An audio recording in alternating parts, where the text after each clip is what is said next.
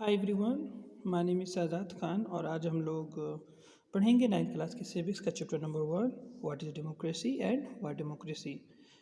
हम लोग जो है तो टॉपिक जो पढ़ रहे हैं वो फीचर्स ऑफ डेमोक्रेसी का पढ़ रहे हैं। और कल हम लोगों ने बात की थी पिछले टॉपिक पे हम लोग बात किए थे। वो जो टॉपिक है वो major decision by elected leader.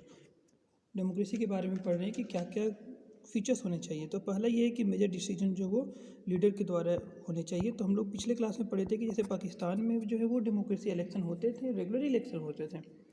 But general Musharraf के समय में क्या हुआ, जनरल मुशर्रफ के समय में जो है तो मिलिट्री को ज़्यादा पावर दे दिया गया। तो हम लोग कह सकते हैं कि वहाँ तो रिप्रेजेंटेटिव होते हैं, सरकार होती है, लेकिन जो डिसीजन मेकिंग का जो पावर है वो रिप्रेजेंटेटिव के पास नहीं है। तो आपको क्या लगता है, क्या इसे हम डेमोक्रेसी कहेंगे? नहीं। डेमोक्रेसी वही होता है जहाँ पे डिसीजन मेकिंग का जो राइट होता है, पावर जो होता है वो रिप्रेजेंटेटिव के पास होता है। ओके। सेकंड जो पॉइंट है वो ये है कि डेमोक्रेसी हम उसे ही कर सकते हैं जहाँ पे free and fair electoral competition हो।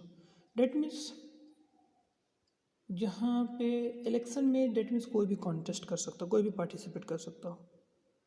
फ्री मतलब कोई रोक ना हो, और फेयर का मतलब बेईमानी ना हो, किसी तरीके की कोई प्रॉब्लम ना हो। तो चलिए एक और देश हमारे सामने है जिसका नाम है चाइना। चाइना के बारे में जानते हैं, और चाइना भी जनरली कहते हैं कि वहाँ प्रेसिडेंट चुने जाते हैं, वहाँ इलेक्शन होते हैं, वहाँ की पॉलिटिकल पार्टी है। तो वो तो डेमोक्रेसी हो गई, लेकिन वो है या नहीं इसके बारे में एक जो उनका जो हम लोग समरीज पढ़ेंगे उसके बाद ही पता करेंगे कि क्या है। आपसे सवाल किया जाएगा कि आखिर क्या चाइना जो है वो लोकतंत्र है या नहीं। चलिए शुरू करते हैं कि जो चाइना में बताया जाता है कि इलेक्शन रेगुलरली होते हैं, हर 5 साल पे होते हैं जैसे इंडिया में होते हैं।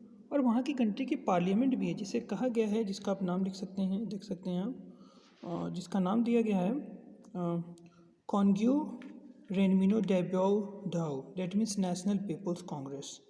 ये जो है वहाँ के पार्लियामेंट का नाम है। नेशनल पीपल्स कांग्रेस में लगभग बताए जाते हैं कि इसके पास नेशनल पीपल्स कांग्रेस के पास राइट बनता है, पावर बनती है कि वो प्रेसिडेंट को अपॉइंट करता है। डेट मीन्स राष्ट्रपति को चुनने की पावर है इसके पास।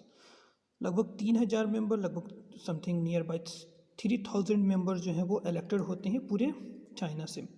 उनमें से कुछ ऐसे होते हैं जो बताए जाते हैं कि some member are elected by the army. कुछ मेंबर जो 3,000 मेंबर में से कुछ मेंबर ऐसे होते हैं जो आर्मी के द्वारा चुने जाते हैं। डेट मीन्स आर्मी उन्हें चुनती है। तो यहाँ तक तो सही है।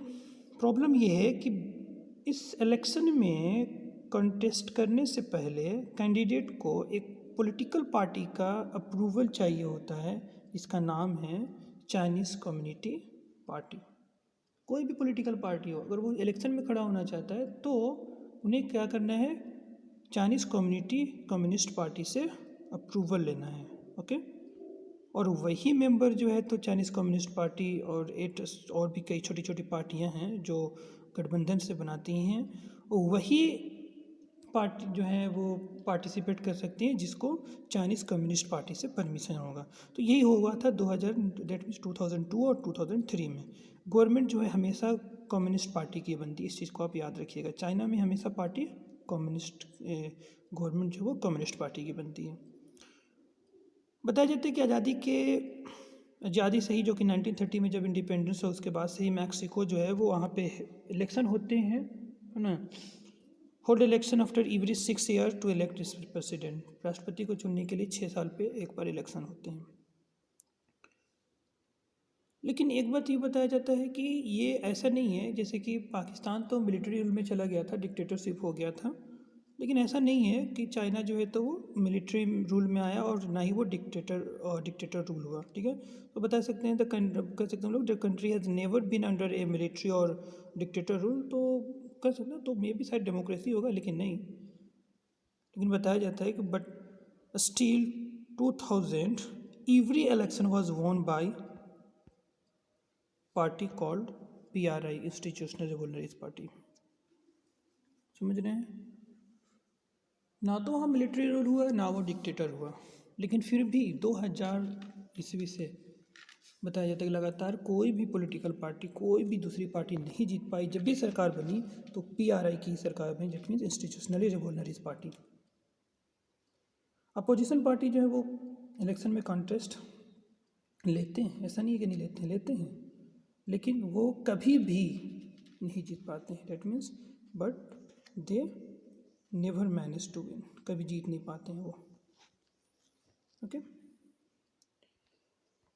पीआरए जो है कहा जाता है कि बताया जाता है कि पीआरए वाज नॉन, इसको आप अंडरलाइन करेंगे और इसको आप नोट में लिखेंगे तो PRA was known to use many dirty tricks to win election. PRI जो है वो फेमस है, स्पेशली जीतने के लिए वो डर्टी ट्रिक्स का यूज़ करता है, इसलिए वो फेमस है। पीआरआई जो है जाना जाता है उसकी डर्टी ट्रिक्स के लिए, है ना। जीतने के लिए वो हमेशा जो है तो डर्टी ट्रिक्स अप्लाई करता है। और जो भी एम्प्लॉयड हैं गवर्नमेंट में, इस चीज़ को मस्ट इम्पॉर्टेंट थिंग्स है वो आपको याद रखना है कि जितने भी जो गवर्नमेंट हैं, गवर्नमेंट ऑफिस में जो काम करने वाले लोग हैं, उन्हें क्या करना होता है कि all those who were employed in government office had to attend its party meeting. चाहे वो किसी भी पार्टी को फॉलो करे, लेकिन उन्हें इंस्टीट्यूशनलिज रेवोल्यूशनरीज पार्टी की मीटिंग में शामिल होना है, क्योंकि वो गवर्नमेंट ऑफिस के गवर्नमेंट एम्प्लॉय हैं, तो उन्हें अटेंड करना है। इवन जो टीचर हैं गवर्नमेंट स्कूल के, उन्हें फोर्स किया जाता है कि आप बच्चों के पेरेंट्स को बोलें कि पीआरआई को वोट दें, वरना आपकी नौकरी, आपकी जॉब ख़त्म हो जाएगी। मीडिया, इस बताया जाता है कि मीडिया जो है वो लार्जली इग्नोर करती इस एक्टिविटीज़ को, और अपोजिशन पॉलिटिकल पार्टी को कम्प्लीटली क्रिटिसाइज़ किया जाता है गवर्नमेंट के थ्रू। डेट मीन्स वहाँ पे मीडिया भी कुछ नहीं कर सकती, मीडिया जो है तो ध्यान ही नहीं देती है। कभी कभी क्या होता है कि जो पोलिंग बूथ है ना, वो शिफ्टेड हो जाते हैं one place to another in the last minute. It's बहुत इंपॉर्टेंट पॉइंट है, आप इसको याद रख सकते हैं कि कभी कभी क्या होता है कि जैसे इलेक्शन होने वाले हैं और अचानक जो है वहाँ जो है तो पोलिंग बूथ जो है वो बदल दिए जाते हैं। डेट मीन्स कुछ ही इलेक्शन के कुछ मिनट पहले जो है तो वहाँ पे उनका जो तो बूथ है वो बदल दिया जाता है।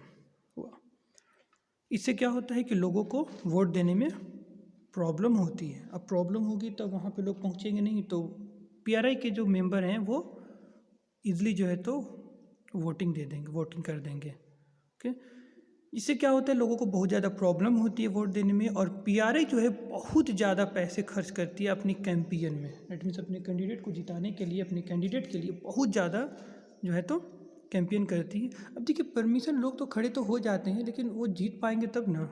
खड़ा होने के लिए लोग तो ठीक है खड़े हो जाओ, बट इतना डर्टी ट्रिक अप्लाई करता है कि वो कोई जीत ही नहीं पाता है। तो क्या हम लोग, एक सवाल ये है कि should we consider the election describe as example of the people elected their rule.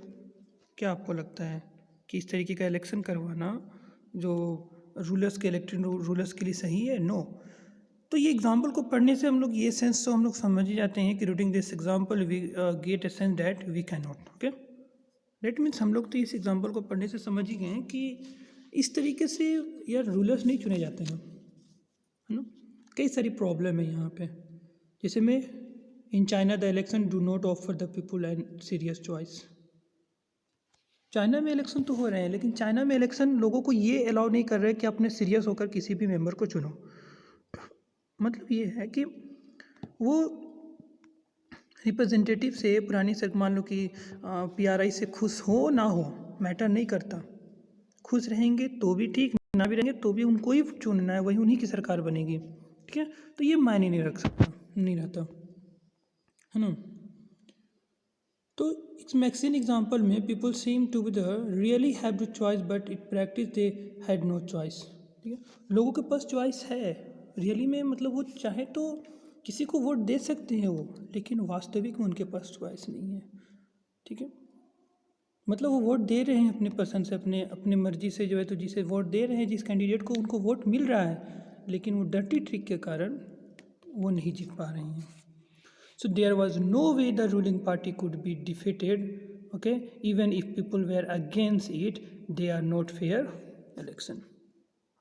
Okay, तो हम लोग क्या कर सकते हैं, ये कम्प्लीटली क्या हो रहा है यहाँ पे, इस तरीके से करना जो है तो ये नो चॉइस नहीं, हम लोगों को कोई चॉइस तो है, लेकिन रियल में उनकी रूलिंग जो रियलिटी है वो उनकी कोई चॉइस नहीं है। So there was no way the ruling party could be defeat. So ऐसा कोई चांस ही नहीं है कि रूलिंग पार्टी को डिफेट किया जा सके, even if people were against it, they are not fair election.